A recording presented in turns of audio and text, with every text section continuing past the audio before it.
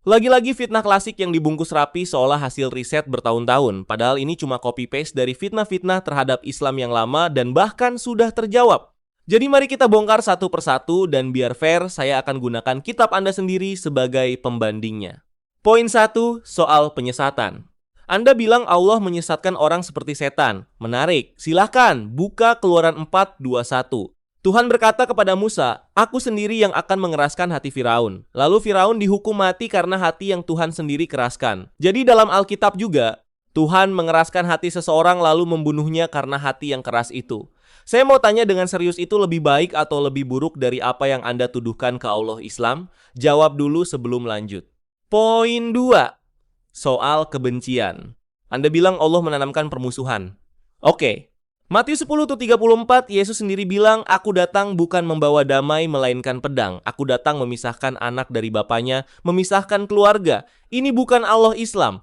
Ini Yesusmu. Berbicara tentang memecah keluarga dengan pedang.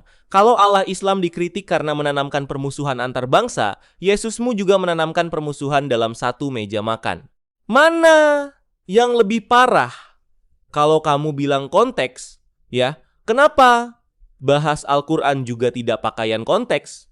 Poin 3, soal tipu daya. Anda mempermasalahkan Allah disebut pembuat tipu daya terbaik. Silakan baca 1 Raja-Raja 22:23.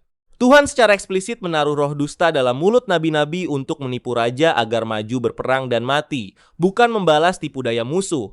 Tuhan dalam Alkitab Anda memulai kebohongan itu sendiri, menggunakan nabi sebagai alat dusta untuk membunuh seseorang. Kalau itu bukan penipuan, kamus bahasa Indonesia perlu ditulis ulang. Lucu kan? Poin 4, soal roh jahat. Anda bilang Allah mengirim setan menghasut dosa. Coba baca 1 Samuel 16:14. Setelah roh Tuhan pergi dari Saul, datanglah roh jahat dari Tuhan langsung mengganggu Saul. Roh jahat dari Tuhan.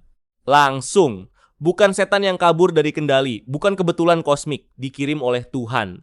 Ini bukan tafsiran saya, ini teks Alkitab Anda kata per kata.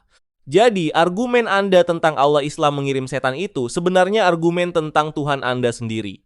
Poin 5, soal sumber kejahatan. Ini yang lumayan lucu. Yesaya 45 Firta 7, Tuhan berkata langsung, "Aku menciptakan terang dan menciptakan gelap. Aku membuat keberuntungan dan menciptakan bencana. Akulah Tuhan yang melakukan semuanya ini."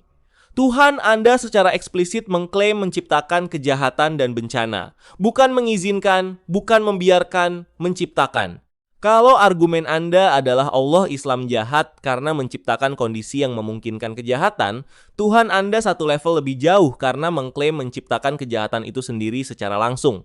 Jadi pertanyaan berani tidak, metode framingnya juga disematkan ke Alkitab, biar kebanyakan OTN paham aja mana yang menggunakan otaknya, mana yang tidak.